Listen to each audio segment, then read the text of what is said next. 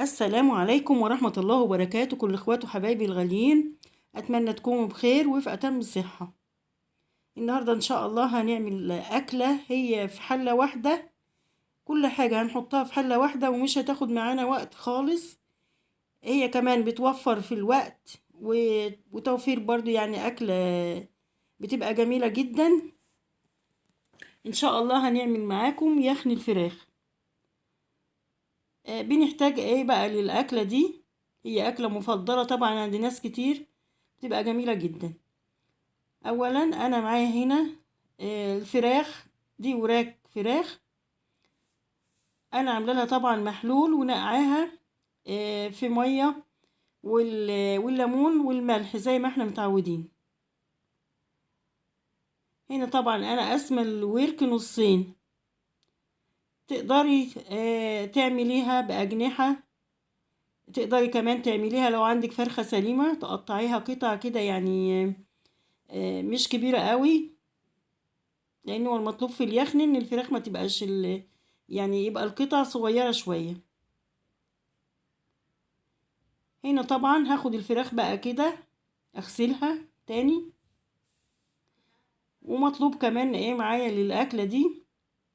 معايا هنا بصل مقطعاه جوانح بالشكل ده كده زي ما حضراتكم شايفين، يعني قطع متوسطه، مش كبيره ولا صغيره قوي. معايا كمان البطاطس مقطعاها مكعبات كبيره شويه عشان ما تتريش معايا، وجزر حلقات. ده الجزر ده انا يعني اضافه من عندي كده، بيخلي اليخني طعمه جميل جدا. ومعايا بقى معلقه توم كبيره مفرومه، وكمان معايا التوابل بتاعي ملح وفلفل اسمر وشويه شطه قليلين حسب الرغبه، وبابريكا وشويه سكر وورقتين لوري.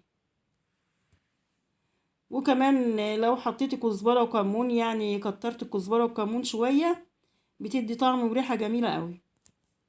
هنا انا معايا الحله، نزلت بالفراخ بتاعتي في الحله وعليها البصل والطماطم ونص كوبايه ميه، من غير مادة دهنية ولا سمن ولا زيت ولا أي حاجة، بتبقى صحية كمان وخفيفة. فهنا كمان ضفت معلقة التوم والتوابل بتاعتي.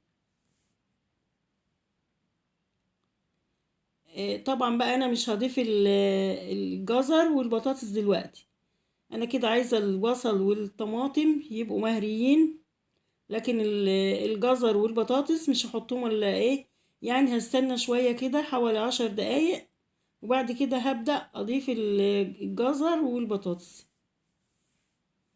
أو زي ما حضراتكم شايفين كده.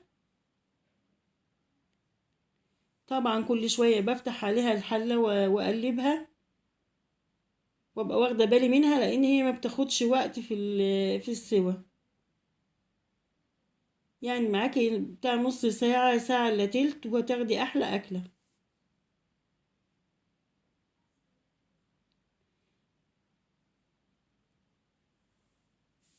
يعني كل شوية كده زي ما قلت لحضراتكم بقلبها وأقفل عليها الحلة، وبعد كده سبتها حوالي ربع ساعة، وبعد كده ضفت عليها الجزر والبطاطس، وبفضل متابعاها برضو.